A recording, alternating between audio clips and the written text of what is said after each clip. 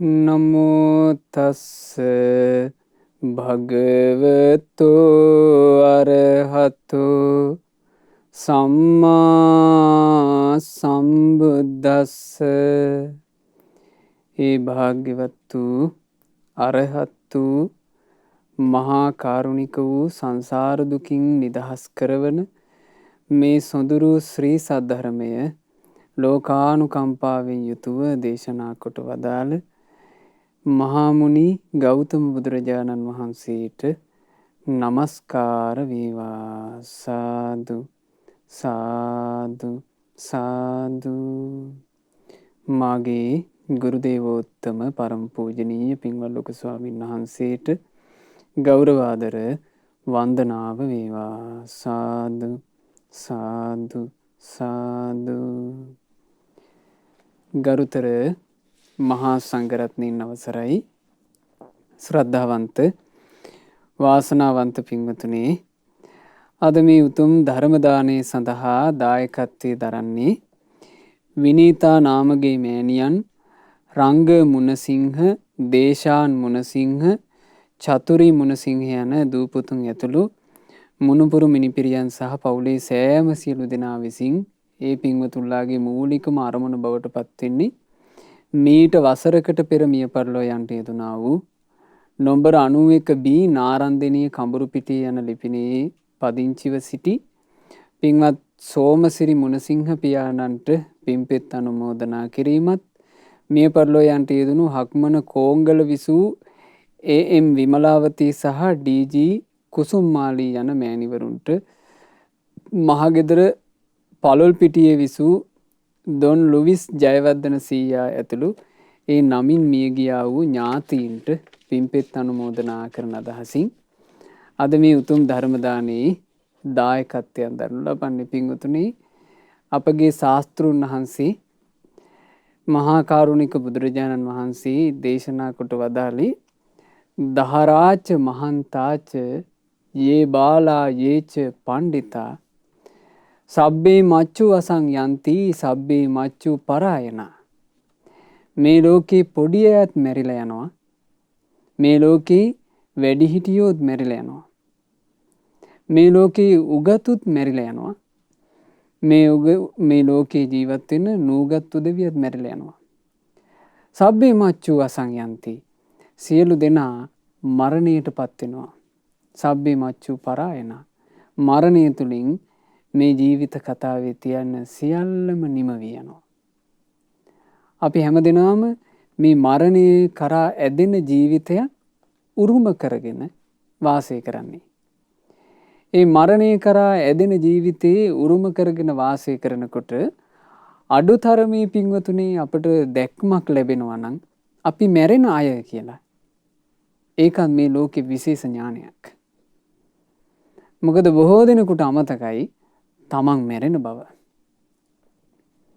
තමන් මැරෙනවා කියන කාරණේ බොහෝ දෙනෙකුට අමතකයි. ඒ අමතක නිසා හිතු මනාපෙට ජීවිතය ගත කරනවා. ඒ හිතු මනාපෙට ගත කරන ජීවිතේ යම් දවසක ගත කරලා ආයුෂ ගෙවලා දාලා කෙලවර මරණයට එනකොට ඇතැමුන්ගේ ජීවිත හරිම සෝචනීයයි. පින්වතුනි, මේ ජීවිතය තුළ අපි දැකලා නැද්ද?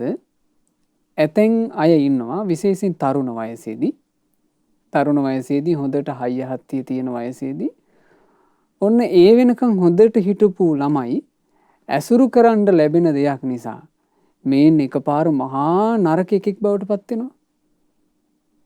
අපි එහෙම දැකලා නැද්ද? එහෙම ඒවා සිද්ධ වෙනවා. අවාසනාව. මේ ජීවිතේ සමහරවිට හොඳ දෙමව්පිය හම්බෙලා, හොඳ ගුරුවරු හම්බෙලා පොඩි වයසේ හොඳට ඉන්නවා ඇතැන් තරුණ තරුණියෝ.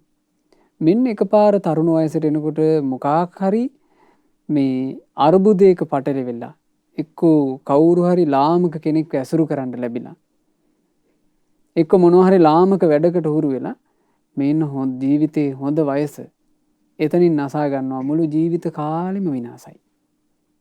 එහෙමද අපි දකින්නෝනේ. ඊළඟට අපි දකින්නේ නැද්ද සමහර වෙලාවට ඔහේ ගත කරන ජීවිත තියෙනවා. ඒ ගත කරන ජීවිතයට ඔන්න තරුණ වයසේදී හොඳ ඇසුරක් ලැබෙනවා. යහපත් ඇසුරක්. උතුම් ශ්‍රමණයන් වහන්සේ නමක් එහෙම නැත්නම් උතුම් කෙනෙක් ඇසුරු කරන්න ලැබෙනවා. උතුම් දහමක් අහන්න ලැබෙනවා. ආන්ගේ අහන්න ලැබුණට පස්සේ අර ආපු ක්‍රමේ සම්පූර්ණයෙන් වෙනස් කරගෙන ජීවිතේ හොඳ පැත්තට පෙරලා ගන්නවා. අපි එහෙමත් අහලා නැන්ද? කලාතුරකින් එහෙම සිද්ධ වෙනවා. වාසනාවයි. අද අපිට ඉගෙන ගන්න ලැබෙනවා අන්න එහෙම වාසනාවන්ත ජීවිතයක් ගැන. ඒ වාසනාවන්ත ජීවිතේ කතාව මේක. සැවැන්නුවර ඊටාම ධනවත් පවුලක තරුණයෙක් වාසය කළා. ධනවත්කම නිසාත් තමන්ගේ තරුණ වයසේ තිබුණ අර කාමී ඇවිසිල්ල නිසාත් ඊළඟට ඔහුට තිබුණ කඩවසම් පෙනුම නිසාත් හරියට තරුණ වයසේදී දුරාචාරවලට යොමු වුණා. දුරාචාරවලට යොමු වෙලා නොයේක් මේ තමන්ට හිතෙන විදිහට කාමයේ පරිභෝග කරමින් මේ තරුණ වයසේ මේ තමන්ගේ ජීවිතේ ඔහේ ගත කරද්දී මේ තරුණයාට එක දවසක් ජීවිතේ වාසනාව පෑදුනා. මේ තරුණයාගේ නම වල්ලිය. මේ වල්ලිය කියන තරුණයා දවසක් සැවැන්නුවර බුදුරජාණන් වහන්සේ පිරිසකට දහම් දෙසනකොට ඒ දහම් කතාව ශ්‍රවණය කළා. හරි පුදුම සහගතයි සංසාර ගමනේ තමන්ගේ ජීවිතේට ඒ පින ඉස්මතු වෙලා එන විදිහ. සාමාන්‍ය කෙනෙක් හිතන්නේවත් නැහැ. සාමාන්‍ය කෙනෙක් හිතන්නේවත් නැහැ මේ යන ක්‍රමයට මෙයා වෙනස් වෙයි කියලා. හැබැයි වෙනස් වෙන තැන කාටවත් හිතා ගන්න බැරි එකක්. වල්ලී තරුණයාගේ ජීවිතේ වගේ. ඔහු ඔහේ පිස්සුවෙන් වගේ හිටියා. ඒ ඉද්දී එකපාර බුදුරජාණන් වහන්සේගේ බණපදයක් අහන්න ලැබුණා. මේන්න බණපදේ අහපු ගමන් පරිවර්තනය වුණා. මේ පරිවර්තනය කියලා කියන්නේ පින්වතුනි මේ බණ අහනකොට වෙන පරිවර්තනේ ඇත්තටම මේක පුද්ගලයෙකුගේ ඇසිරියක් නෙමෙයි. ඒක ශාස්ත්‍රුන් වහන්සේගේ ඇසිරිය. ඒක බුදුරජාණන් වහන්සේගේ ඇසිරිය. ඒ ගැන බුදුරජාණන් වහන්සේ විසින්ම දේශනා කොට වදාලා උතුම් සූත්‍ර දේශනාවක් ඒ තමයි තථාගත ආචාර්ය සූත්‍රය. තථාගත ආචාර්ය කියලා කියන්නේ තථාගතයන් වහන්සේගේ පහළවීමෙන් සිද්ධ වෙන ආශ්චර්ය අద్භූත දේ. බුදුරජාණන් වහන්සේ වදාලා මහණෙනි තථාගත රහත් සම්මා සම්බුදුරජුන්ගේ පහළවීමෙන් ආශ්චර්ය වූත් අద్භූත වූත් ධර්මයෝ 4ක් පහළ වෙති. ඒ කවර 4ක්ද? මහණෙනි මේ ලෝක ප්‍රජාව තෘෂ්ණාව තුල වාසය කරයි. තෘෂ්ණාවේ ඇලී සිටි. තෘෂ්ණාවෙන්ම සතුටු වෙයි. මේ ලෝකේ සාමාන්‍ය මිනිස්සයා තෘෂ්ණාවෙම ඇලී ගැලී වෙලී වාසය කරනකොට තථාගතයන් වහන්සේ විසින් තෘෂ්ණාව දුරු කරවන ධර්මයේ දේශනා කරද්දී ඔවුන්ට ඒ ධර්මය අහන්ට සිටේ. ඒ සඳහා සවන් යොමු කරයි. ඒ දහම අවබෝධ කර ගැනීමට හිත පිහිටුව ගනී. මහණෙනි මෙය තථාගත බුදුරජුන්ගේ පළමුවෙනි ආශ්චර්යයි. එතකොට ලාමක දේවල් වලින් සතුටු වෙවි තෘෂ්ණාවෙන් සතුටු වෙවි ඉන්න මිනිස්සු තෘෂ්ණාව දුරු කරවන ධර්මය අහනවා කියලා කියන්නේ ඒක බුදුරජුන්ගේ ඇසිරිය. ඒ ධර්මය අහනකොට පින් තියෙන මිනිස්සු අර තෘෂ්ණාවට පටලැවිච්ච ජීවිතේ නිදහස් කරගත්තා. මහණෙනි මේ ලෝක ප්‍රජාවය මාන්නේ තුල මාන්නේහි ඇලී මාන්නයෙන් සතුටු වෙමින් වාසය කරයි. එනමුදු තථාගතයන් වහන්සේ මාන්නේ දුරු කිරීමට ධර්මයේ දේශනා කරන කල්හි ඔව්හු ඒ ධර්මයේ ආසාවෙන් අසයි. සවන් යොමයි. අවබෝධ කර ගැනීම පිණිස හිත පිහිටුවයි. මහණෙනි මේ දෙවෙනි තථාගත ආශ්චර්යයි. මාන්නෙන් සන්තෝෂ වෙන මිනිස්සු මාන්නේම ඇලී ගැලී ඉන්න මිනිස්සු බුදුබණ අහනවා කියලා කියන්නේ ඒක කාගේ ඇසිරියද? බුදුරජුන්ගේ ඇසිරියයි. ශාස්ත්‍ර සම්පත්තිය. මහණනි මේ ලෝක ප්‍රජාව නොසන්සිදීම තුල නොසන්සිදීමේ ඇලී නොසන්සිඳීමෙන් සතුටු වෙමින් වාසය කරයි. එනමුදු බුදුරජාණෝ සංසිඳීම පිණිස දහම් දේශනා කළෙහි ඔහු ඒ දහම සතුටින් කන් යොමා අසයි අවබෝධ කර ගැනීමට සිත පිහිටුවයි. මේ තුන්වෙනි තථාගත ආශ්චර්යයි. බලන්න මේ ශාස්ත්‍රඥ වහන්සේ කොච්චර අසිරිමත්ද. ඒ ශාස්ත්‍රඥ වහන්සේගේ පහළවීමට නිකංද කියන්නේ සුකෝ බුද්ධානං උප්පාදෝ. බුදු කෙනෙකුගේ උපත සැපයකි. බුදු කෙනෙක් මේ ලෝකයට පහළ වුණාම ලැබෙන සැපය මේ දේශනාවන්ගෙන් තේරෙනවනේ. මහණෙනි මේ ලෝක ප්‍රජාව අවිද්‍යාවෙන්ම යුක්තව අවිද්‍යාව තුල සිර වී අවිද්‍යාවෙන් වෙලී වාසය කරයි. එනමුදු සම්බුදුරජාණෝ අවිද්‍යාව දුරු කිරීම පිණිස දහම් දේශනා කළෙහි ඔව්හු ඒ දහම අහන්නට සිතයි. ඒ සඳහා සවන් යොමු කරයි. ඒ ධර්මය අවබෝධ කර ගැනීමට හිත පිහිටුවා ගනී. මහණෙනි මේ වනාහි සම්බුදුරජුන්ගේ හතරවෙනි ආශ්චර්ය අద్භූත ධර්මයයි. බුදු කෙනෙක් පහළ වුණාම ඔය ආශ්චර්යය සිද්ධ වෙනවා. මේ ලෝක සත්‍යය සංසාර ගමනේ යද්දී තෘෂ්ණාව තුල හිර වෙලා මාන්නය තුල හිර වෙලා නොසන්සිඳීම තුල හිර වෙලා අවිද්‍යාව ඇස්සේ හිර වෙලා ඉන්න අසරණයි. ඒ අසරණ වෙලා දුකටපත් වෙච්චි ලෝකය සැපවත් කරන්නට ලෝකේටම සැපේ හදන්න පහළ වෙන මුනිවරයා. ඒ ආශ්චර්යවත් මනුස්ස රත්නය අපගේ සම්මා සම්බුදුරජාණන් වහන්සේ.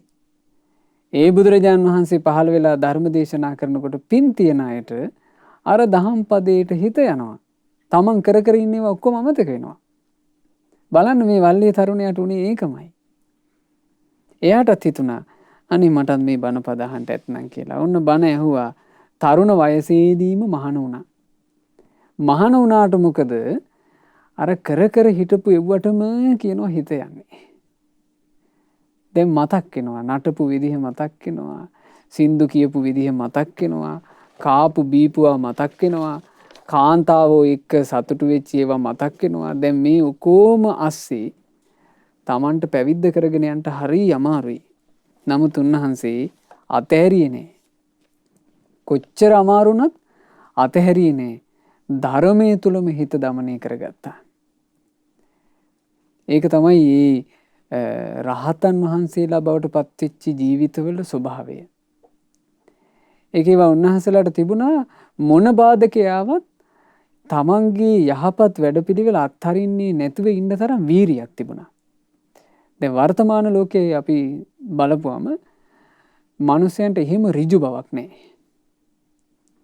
තමන් යම් යහපත් වැඩපිළිවෙලකට මේ හිත යොමු කරාට පස්සේ ඒක අල්ලන් ඉන්න තරම් හයියක් වර්තමාන ලෝකේ ලේසි කෙනෙකුට නැහැ. ඕන පැත්තකට පඬරැල් වගේ.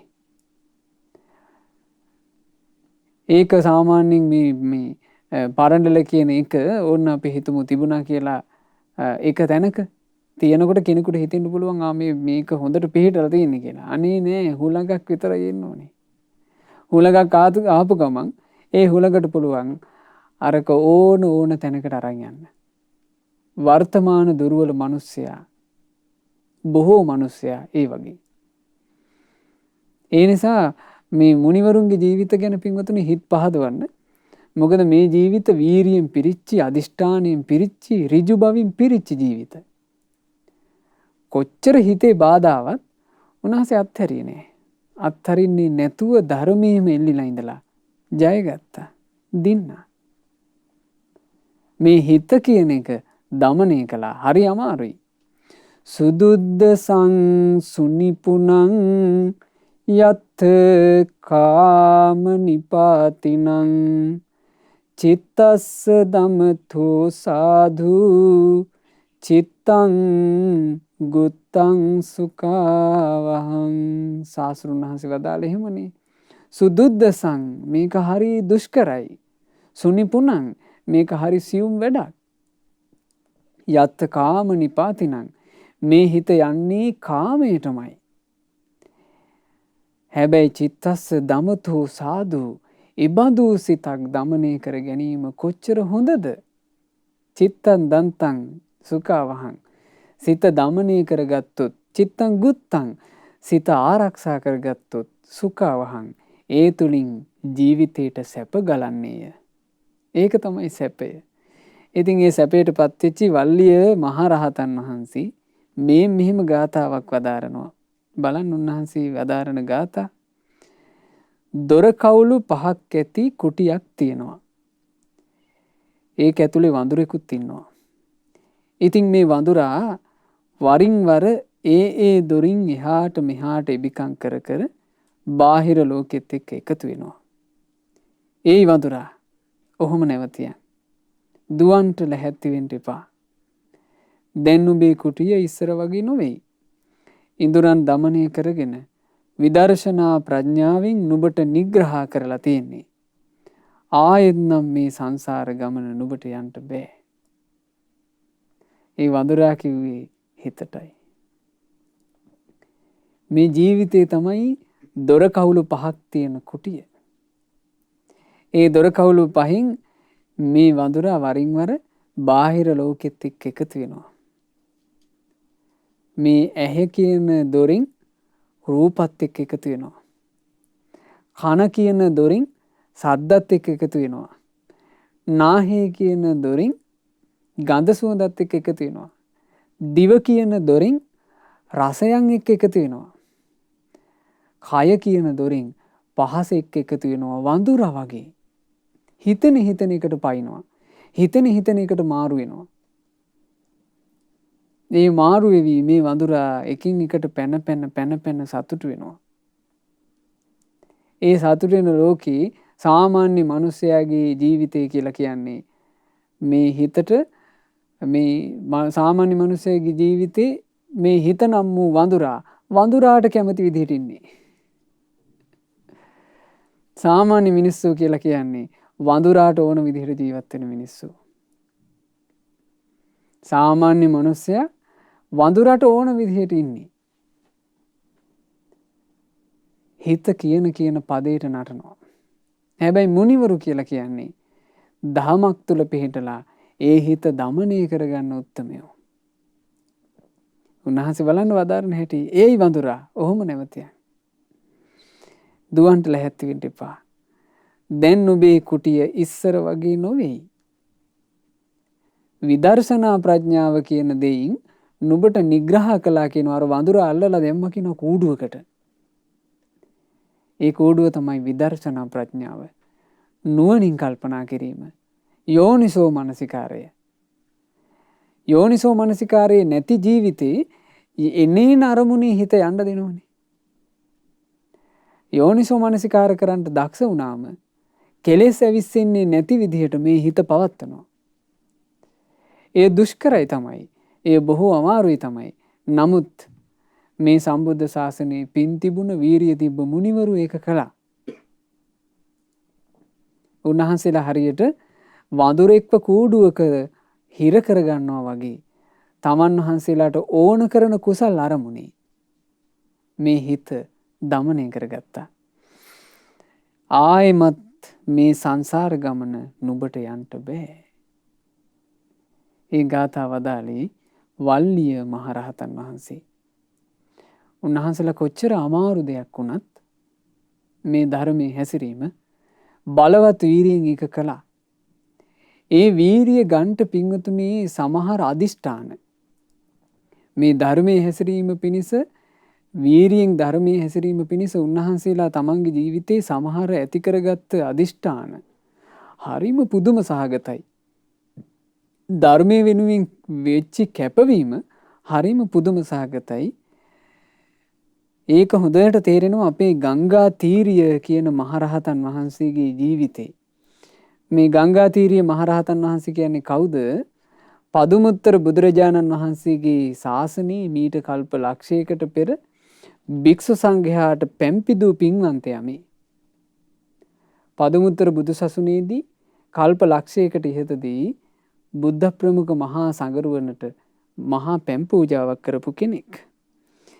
ඒ පැම් පූජාව කරපු පින්වන්තයා මේ ජීවිතේ උපදිනවා නම දත්ත. තරුණ වයසේදීම පැවිදි වුණා. හැබැයි පැවිදි වුණාට නිතර හිතට ලාමක හිතුවිලි මෙන්න පටන් ගත්තා. වල්ලි මහරහතන් වහන්සේට වගේ. හිතට නිතර කෙලෙස් සහගත හිතුවිලි එනවා. හිත දමනය කරගන්න අමාරුයි. ඊට පස්සේ උන්වහන්සේ දැඩි අදිෂ්ඨානයක් හිතට ගත්තා.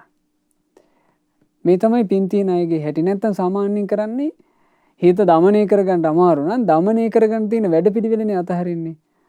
මට ඌව හරියන්නේ. මට භාවනා කරගන්න බෑ. මට මෛත්‍රී කරන්න බෑ. අයියෝ මට අමාරුයි පොත් කියවන්න බෑ. එතකොට බොහෝ දෙනෙක් කරන්නේ වැඩපිළිවෙල අතහරින එක නේද? බොහෝ දෙනෙක් කරන්නේ තමන්ට දමනය වෙන්න තියෙන වැඩපිළිවෙල අතහරින එක. හැබැයි පින් තිබුණ වීරියවන්තයෝ කලේ මොන බාධකේ ආවත් ඒ බාධකයට පෙරටෙන්න නොදී හිත දැඩි කරගත්ත එක. බලන්න මේ දත්ත කියන තෙරුන් වහන්සේ ගත්ත අදිෂ්ඨානය. උන්වහන්සේ සියලු දෙනාගෙන් වෙන් වුණා. වෙන් වෙලා තනියම හුදෙකලා වාසයකට වැඩම කළා ගංගා තීරයකට. ඒ ගං තෙරේ තමයි උන්වහන්සේ වැඩ වාසය කළේ. ඒ ගං තෙර අසබඩට වෙන්න වෙන කවුරුත් භික්ෂු සංඝයා වැඩ ඉඳලා නැහැ. තනියම හිටියේ.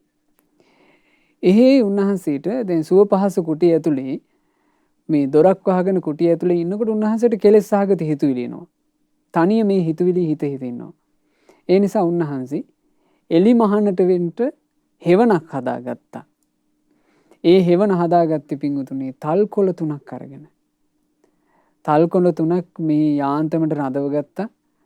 මේ තමන්ගේ බණ භාවනාවට හෙවණක් වෙන්න. ඊට වඩා දෙයක් උන්වහන්සේට උවමනා වුණේ. සාමාන්‍යයෙන් අපි මේ සාමාන්‍ය කෙනෙක් භාවනා කරන්න ගියාම ඒ කෙනා භාවනාවට වාඩි වෙන්න කලින්ම යා දහසකුත් දේ හිතනවනේ. නෙට් දාගෙන මදුරුව කෑවොත් එහෙම කොහොමද කරන්නේ? නෙට් දාගන්න ඕන. 1000ක් දේවල් හිතාගෙන නේද එයා වාඩි වෙන්නේ. නමුත් බලන්න මේ රහතන් වහන්සේලාගේ ජීවිත ඇත්තෙම අපි මේ කතා කරන්න පින්වතුනි හිත පහදව ගන්න. චිත්ත ප්‍රසාදය ඇති කරගන්න. අපේ ජීවිත දුර්වල වෙන්න පුළුවන්. අපේ මානසික මට්ටම් දුර්වල වෙන්න පුළුවන්. නමුත් මේ මුනිවරු ගැන අපිට හිත පහදව ගන්න පුළුවන්. උන්වහන්සේලාගේ තිබුණ ඒ චිත්ත ධෛර්යය, උන්වහන්සේලාගේ තිබුණ ඒ ධර්මයට කරපු කැපකිරීම තල්කොළ 3කින් පොඩිවට අටව ගත්තා වැඩ ඉන්න තැන. ඊළඟට උන්වහන්සේ සමාදන් වුණා පංසකූලිකංගේ පාංශකූලික වස්ත්‍ර වලින් විතරයි මං සිවුරු හදාගන්නේ. ඊළඟට උන්වහන්සේ පිඩුසිඟා වඩිද්දී පිණ්ඩපාතයේ පිණිස පාවිච්චි කළේ බොහෝම පරණ පාත්‍රයක්. ඊටාම පරණ බොහොම අවලස්සන පාත්‍රයක් අරගෙන තමයි උන්වහන්සේ පිණ්ඩපාතේ වැඩි. උන්වහන්සේ අදිෂ්ඨානයක් ඇති කරගත්තා. මම හිතන්නේ මේ තෙරුන් වහන්සේට ගොඩාක් හිත ඇවිස්සෙන්න කාරණාවක් වෙන්න ඇති කතාව. ගොඩාක් කතාවට හුරු වුණාම කයිවාරුවට හුරු වෙච්ච කෙනාට හරි අමාරුයිනේ විවේකයක් හදාගන්න. මේ ස්වාමීන් වහන්සේට සමහරට ඒ ප්‍රශ්නේ තියෙන්නේ නැති. ඒ නිසා උන්වහන්සේ දැඩි අදිෂ්ඨානයකට එනවා. මං යන් දවසක කෙලෙස් නැසනවද? කෙලෙස් නැසන තාක් මං කතා කරන්නේ. ආන්ගේ අදිෂ්ඨානයට ආවා. ඕන් ඔය අදිෂ්ඨාන වලින් යුක්තව උන්වහන්සේ වැඩි කාලයක් ගත වුණේ. ඔය අදිෂ්ඨාන වලින් යුක්තව ධර්මයේ හැසිරෙනකොට නොබෝ කලකින්ම සියලු කෙලෙස් නැසලා රහතන් වහන්සේ නම බවට පත් වුණා. ඒ අරහත්ත්වයට පත්වෙච්ච උත්තමයන් වහන්සේ ගංගා තීරයක වැඩ වාසය කරපු නිසා ප්‍රසිද්ධ වුණේ දත්ත කියන නමින් නෙමෙයි. ගංගා තීරිය මහරහතන් වහන්සේ. ওই ගංගා තීරිය මහරහතන් වහන්සේ අරහත්ත්වයට පත් වුණාට පස්සෙත් උන්වහන්සේ කතා බහ කරලම නැහැ. ඒ කතා නොකරනකොට බලන්න එක අවස්ථාවක මේ කාන්තාවකට හිතිච්ච එකක්. ඉතින් උන්වහන්සේ ගමේ පිණ්ඩපාතේ වඩිනකොට කවදාවත් සුවපත් වේවා කියලාවත් කියන්නේ. නිවසකින් යම් දානයක් ලැබෙනවද? ඒ දානය අරගෙන උන්වහන්සේ නිහඬව වැඩම කරනවා. හැමදාම මේ තෙරුන් වහන්සේට දම් පුදන මේ ගෑනු කෙනෙක් හිටියා. මේ කාන්තාව කල්පනා කළා මේ තෙරුන් වහන්සේ වචනයක්වත් කතා කරන්නේ නැත්තේ මෙච්චර අවුරුදු ගණන්.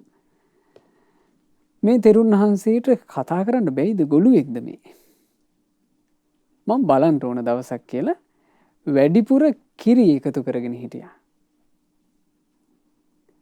එදා මේ ස්වාමින්වහන්සේට මේ රහතන් වහන්සේට දානි පූජා කළේ ඇය මුලින්ම. ඇය පාත්‍රයට කිරි බෙදනවා.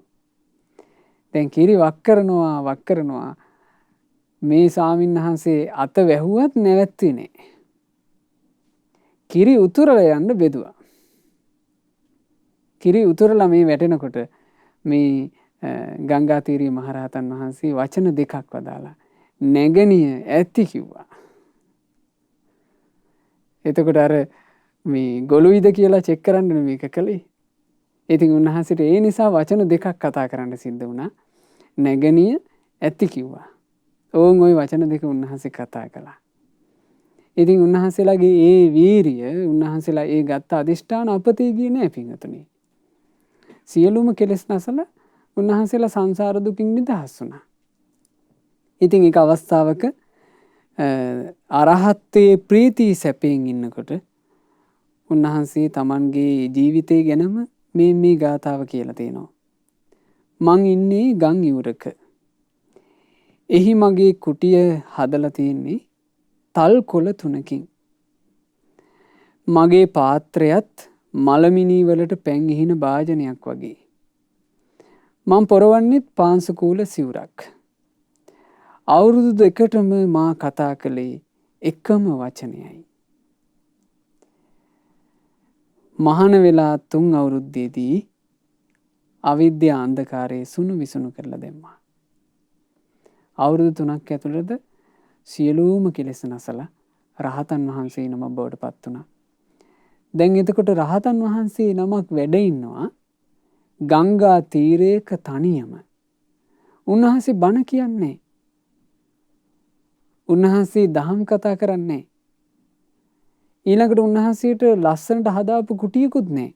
තල්කොළ 3කින් අටවගත්ත යම් හේවණක් විතරයි උන්වහන්සේට තියෙන්නේ. උන්වහන්සේ පිණ්ඩපාතේ වඩිනකොට ලස්සන පිළිවෙලකට තියෙන සිවුරක් උන්වහන්සේ පොරවලා නැහැ. උන්වහන්සේගේ අතේ හොඳ හැඩට තියෙන පාත්‍රයක් නැහැ. මෙහෙම නැතිකොට මිනිස්සු ඒකින් මයින්ව නේද? බාහිර පෙනුමින් මනනවා කියන එක මේ ලෝකෙ කොච්චර තියෙනවද? බාහිර පෙනුමට ඇදී යනවා කියන එක මේ ලෝකෙ කොච්චර තියෙනවද? මේ බාහිර පෙනුමින් මයින්ට යන අය නම් පින්වතුනි මේ ජීවිතේ ගොඩාක් පව් පුරව ගන්නවා. විශේෂයෙන් භික්ෂූන්ව බාහිරින් මනින්ට යන අය මේ ජීවිතේ ගොඩාක් පව් පුරව ගන්නවා. මොකද ශ්‍රමණයන්ගේ ජීවිත ගැන බුදුරජාන් වහන්සේ වදාළේ එළියෙන් හොයන්න බෑ කිව්වා. හරියට අඹ වගේ. ඇතැම් අඹ ಜಾති තියෙනවා. ඒ අඹ මේ දේශනාව බුදුරජාන් වහන්සේ වදාළේ අඹ සූත්‍රයේ අංගුත්තර නිකායේ. ඇතැම් අඹ ಜಾති තියෙනවා. ඒ අඹ එළියෙන් බලපුවාම පේනවා ඉදිලා වගේ. හැබැයි ඒ අඹේ කපල වැළුවොත් ඉදිලා නැහැ. එහෙම අඹ තියෙනවා. ඇතැම් අඹ ಜಾති තියෙනවා. ඒ අඹේ එළියට පේන්නේ නිකන් අමුයි වගේ. හැබැයි කපලා බැලුවොත් ඒ අඹේ ඉදිලා. එහෙම අඹක් තියෙනවා. ඇතැම් අඹ ಜಾති තියෙනවා එළියට පේන්නේ ඒක අමුයි වගේ. කපලා බැලුවත් ඒක අමුම තමයි. එහෙම අඹක් තියෙනවා. තව අඹ ಜಾති තියෙනවා එළියට පේන්නේ ඒක ඉදීලා වගේ. ඇත්තෙන්ම කපලා බැලුවොත් ඒක හොඳට ඉදිලා. බුදුරජාණන් වහන්සේ වදාලා ශ්‍රමණයෝද මෙබඳුමය.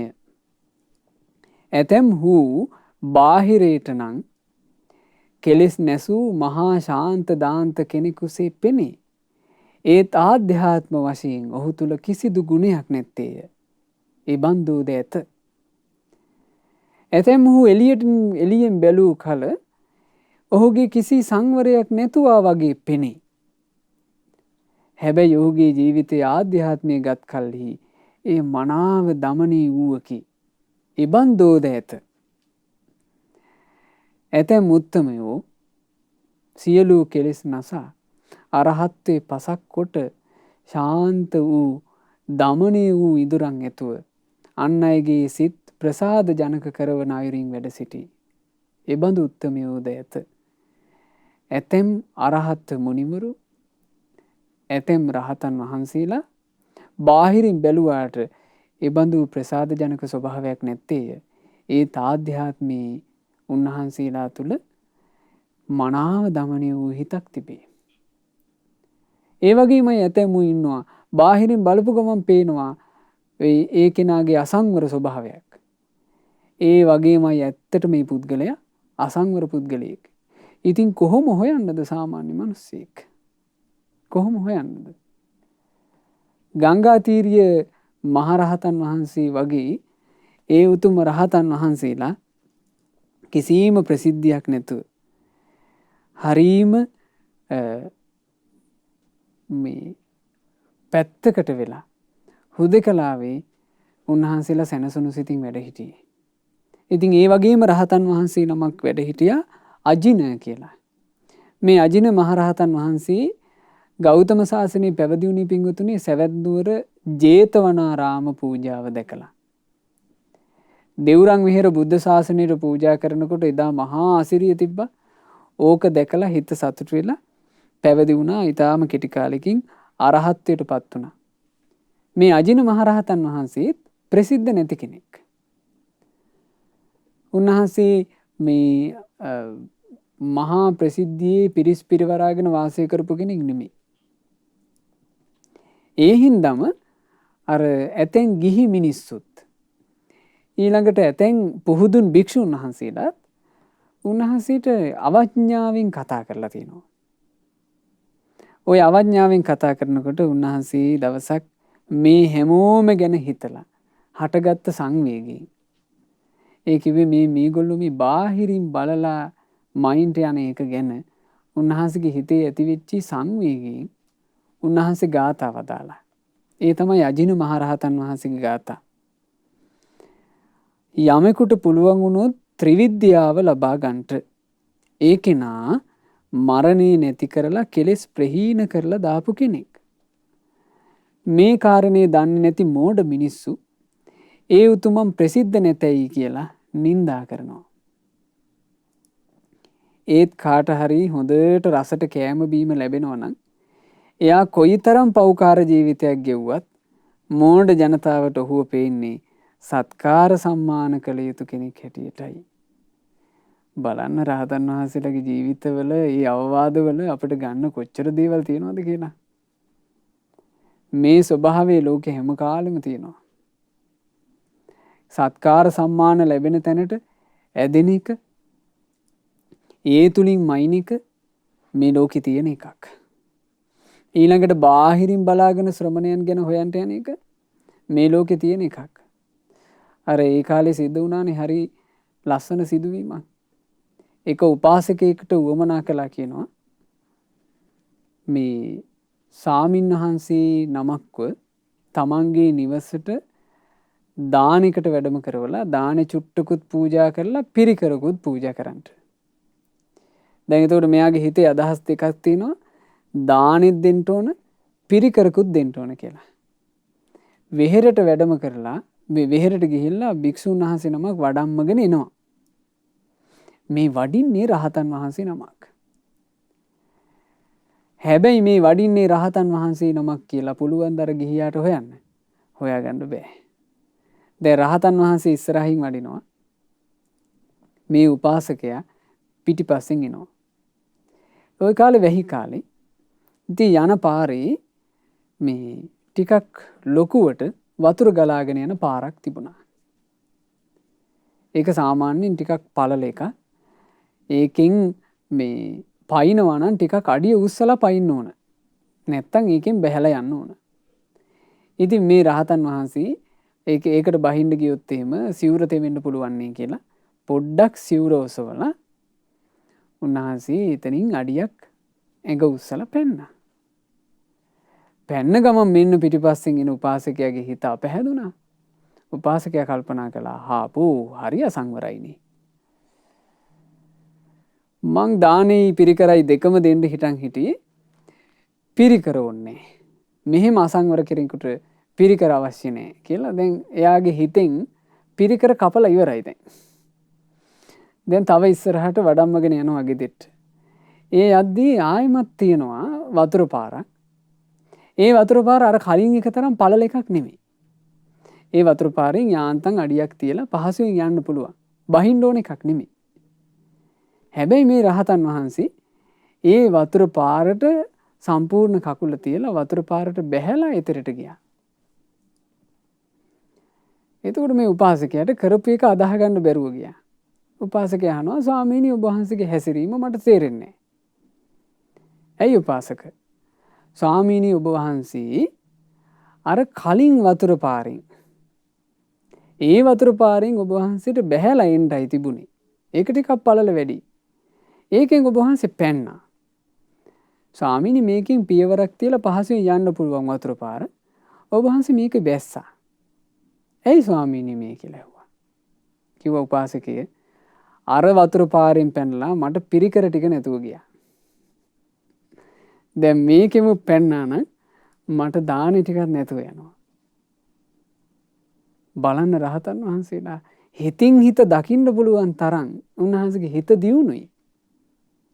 නමුත් බාහිරින් හොයන්න බෑ. මේ ගිහියන්ට හොයන්නත් බෑ පින්වතුනි. පැවිද්දෙකුටම හොයාගන්නත් බෑ.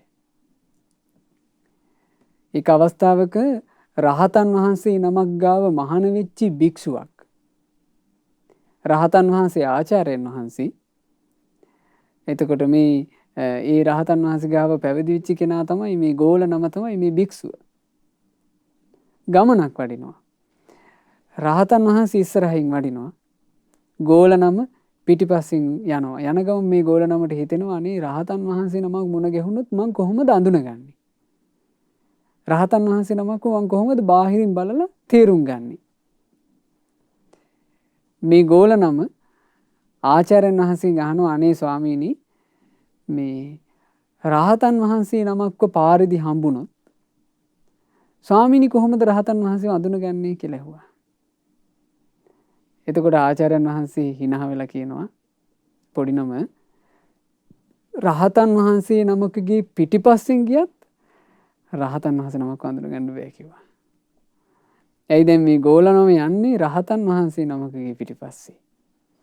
ඔහුම අහනවා රහතන් වහන්සේ නමක් කොහොමද අඳුනගන්නේ කියලා රහතන් වහන්සේ නමකගේ. ඉතින් මෙහෙමයි ඒ උතුම් ජීවිත පින්වතුනි. ඒ නිසා අපි හරි දක්ෂ වෙන්න ඕන සංගරුවන ගැන හිත පහදව ගන්න. ඒකනේ බුදුරජාන් වහන්සේ සංගුණ වදාළේ. සංගුණ දේශනා කළේ බුදුරජාන් වහන්සේ පොදුවේ හිත පහදව ගැනීම පිණිස අනුත්තරම් පුඤ්ඤක්ඛෙත්තං ලෝකස්ස. ලෝකයට උතුම් වූ පුණ්‍ය ක්ෂේත්‍රය සංගරුවනයි. ආන් එහෙම හිත පහදව ගන්න ඕන. මේ ලෝකේ සංගරුවන කියලා කියන්නේ ශ්‍රාවක සංඝයා කියලා කියන්නේ සුපටිපන්නෝ. උන්වහන්සේලා රාග ద్వේෂ මෝහ කියන ලාමක අකුසල නසන්ට සීල සමාධි ප්‍රඥා පුරුදු කරන්නේය. උජුපටිපන්නෝ සංසාර දුකින් නිදහස් වීම පිණිස පවතින උතුම් මාර්ගය වන ආර්ය අෂ්ටාංගික මාර්ගය පුරුදු කරන්නේය. ඥායපටිපන්නෝ චතුරාර්ය සත්‍ය අවබෝධයේ පිණිස උන්වහන්සේලා ප්‍රතිපදාවේ යෙදෙන්නේය. සාමීචිපටිපන්නෝ මේ සසර දුකින් නිදහස් කරවන සොඳුරු ශ්‍රී සද්ධර්මය උන්වහන්සේලා තමන්ට ශක්ති පමණින් දේශනා කරන්නේය. ආන් එහෙමයි ශ්‍රාවක සංගරුවන ගැන කෙනෙක් හිත පහදව ගන්න ඕනේ. එහෙම චිත්ත ප්‍රසාදයටපත් වුණොත් ඒක තියෙන්නේ පොදුවේ. පොදුවේ ඇති වෙන පහදීම. මොකද යාවතා භික්කවේ මේ බුදුරජාන් වහන්සේ දේශනා කළේ යාවතා භික්කවේ සංඝාවා ගණාවා. මහණෙනි මේ ලෝකේ යන්තාක් පිරිස් ඇද්ද ජන සමූහය ඇද්ද? තථාගත ශාවක සංඝෝ තථාගත බුදුරජුන්ගේ ශ්‍රාවක සංඝ පිරිස තේසං අග්ගමක්ඛායති. ඒ සියලු පිරිස් අතරේ අග්‍රවන්නේය. ඒ අග්‍ර වූ සංඝ පිරිස ගැන කෙනෙකුගේ හිත පැහැදුනා කියලා කියන්නේ ඔහුගේ හිත පැහැදුනේ අග්‍ර වූ තැනටයි. අග්ගේකෝ පන පසන්නානං අග්‍ර වූ තැනට නම් හිත පැහැදුනේ අග්ගෝ විපාකෝ හෝති තී. ඔවුන්හට අග්‍ර වූ විපාකයක්ම ලැබෙන්නේය. සංගරුවනට හිත පැහැදුනොත් ශ්‍රාවක සංඝයාට හිත පැහැදුනොත් ඒ කෙනාට අග්‍ර වූ විපාක සැලසෙනවා. අන්න ඒ නිසා මේ සංගරුවන ගැන හිත පහදව ගන්න ඕන පොදුවේ. බාහිරින් බල පුද්ගලික නෙවෙයි. ඒ නිසා කල්යාණ මිත්‍රයෙක් කැමතිස්සෙම කරන්න පින්වතුනි ඒ සංගරුවන ගැන පොදුවේ හිත පහදවන එක. කල්යාණ මිත්‍රයන් වහන්සේ නමක් අපේ ජීවිතයට හැබෑවට මැසුරු කරන්න ලැබුණොත් ඒ කල්යාණ මිත්‍රයා කරන්නේ තමන් ගැන පහදවා ගන්න එක නෙමෙයි. ඒ කල්යාණ මිත්‍රයා බුදුගුණ කියා දීලා බුදුරජුන් ගැන හිත පහදවනවා. ධර්මයේ ගුණ කියා දීලා ධර්මයේ ගැන හිත පහදවනවා.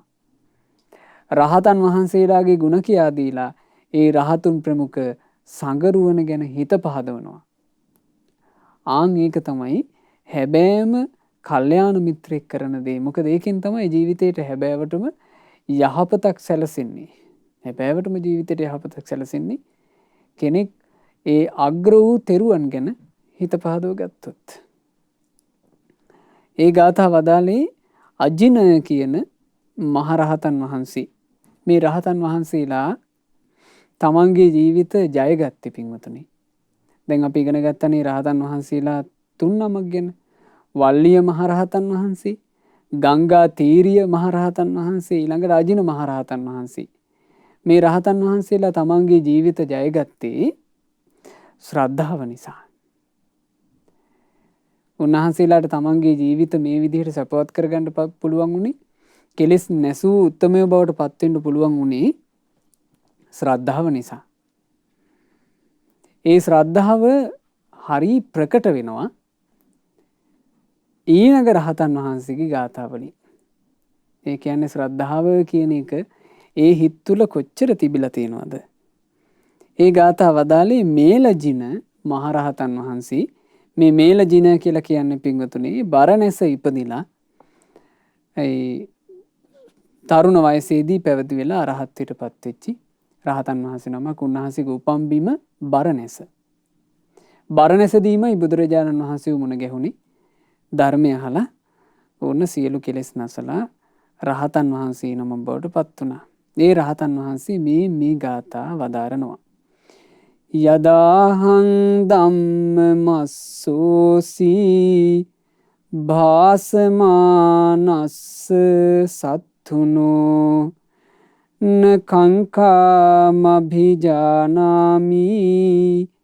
සබ්බඤ්ඤු අපරාජිතෝ. ශාස්ත්‍රූන් වහන්සේ විසින් මේ ශ්‍රී සද්ධර්මයේ දේශනා කරද්දී මට අහන්ට ලැබුණේ යන් දවසකද එදා ඉඳලා ඒ අපරාජිත මුනිදුන් වන සර්වඥයන් වහන්සේ පිළිබඳ මා තුල සැකයක් ඇති වූ බවක් මම නම් දන්නේ නැහැ. ආන්න ශ්‍රද්ධාව. බුදුරජාන් වහන්සේගේ බණපදයක් යම් දවසක සවම්පතේ වැදුනාද, යම් දවසක බුදුබණ පදයක් අහන්ට ලැබුණාද, එදා පටන් බුදුරජාන් වහන්සේ ගැන කවදාවත් සැක සංකාවක් ඇති වෙලා නැහැ කියනවා. ශාස්ත්‍රුන් වහන්සේ යමක් වදාළද ඒක සත්‍යයි කියන තැන ඉඳලා තියෙනවා. ඒකින් තමයි කෙනෙක් රැකෙන්නේ. මේක අවස්ථාවක සිද්ධ වුණානේ මේ ශ්‍රද්ධාව ගැන හොඳට තේරුම් ගන්න තැන. බුදුරජාන් වහන්සේ වැඩ ඉන කාලේ මහානාම කියන ශාක්‍යයත් එක්ක තවත් එක ශාක්‍යයෙක් වාදයක් කළා. ඒ වාදේ ඇති වුණේ සෝතාපට්ටි අංග ගැන. මහානාම කියනවා සෝතාපට්ටි අංග 4ක් තිබේ. අනිත් ශාක්‍ය කියනවා නෑ සෝතාපට්ටි අංග 4ක් නෑ තියෙන්නේ 3යි. මහානාම කිව්වා නෑ 4යි. අනිත් එක්කෙනා කියනවා 4ක් කොහෙද 3යි තියෙන්නේ. දැන් මේ වාදේ දෙන්නාට බේරගන්න බැරුව ගියා. බුදුරජාන් වහන්සේ ළඟට යනවා. බුදුරජාන් වහන්සේගෙන් කියනවා ස්වාමීනි මේ ශාසනය තුල සෝතාපට්ටි අංග කීයක් තියෙනවද කියලා අපි දෙන්න අතරේ වාදයක් ඇති වුණා. මහානාම කියනවා ස්වාමීනි මම නම් කියන්නේ සෝතාපට්ටි අංග 4ක් තියෙනවා.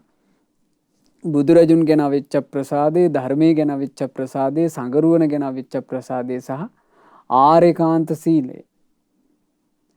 නමුත් ස්වාමීනි මේ ශාක්‍යයා ඒක පිළිගන්නේ. මෙයා කියන්නේ බුදුරජාන් වහන්සේ ගැන විච්ච ප්‍රසාදේ, ධර්මයේ ගැන විච්ච ප්‍රසාදේ, සංඝයා ගැන විච්ච ප්‍රසාදේ කියන මේ කාරණා තුන විතරලු සෝතාපට්ටි අංග. එතකොට බුදුරජාන් වහන්සේ මහා නාමයෙන් අහනවා මහා නාම ඔබට තථාගතයන් වහන්සේ ගැන තියෙන ප්‍රසාදය කොයි වගේද? මහා නාම කියනවා ස්වාමීනි භාග්‍යතුන් වහන්සේ යම්කිසි කරුණක් මුල් කරගෙන බුදුරජාණන් වහන්සේ එක මතයක ඉද්දී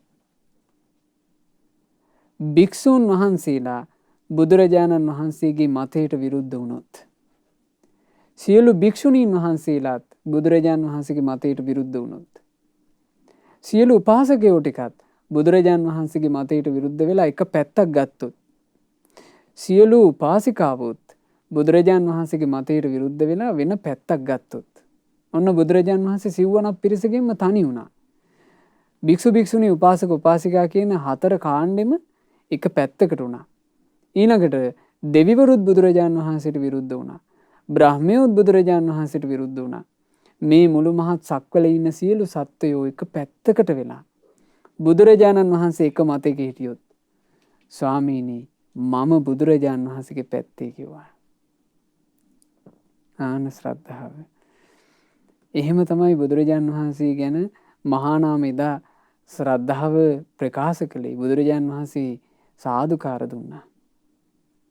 සාදු සාදු මහා නාම ඔබට ශාස්ත්‍රුන් වහන්සේ ගැන ශ්‍රද්ධාවක් තිබේ ඔබට දියුණුවක්මයි කියලා.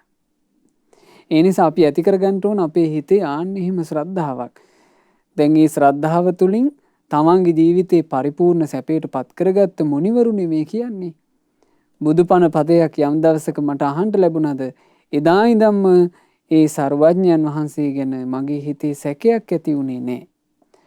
සත්වාහේ මහාවීරේ සාරථීනං වරුත්තමේ මග්ගේ පටිපදායවා කංකාමයිහං විජ්ජති.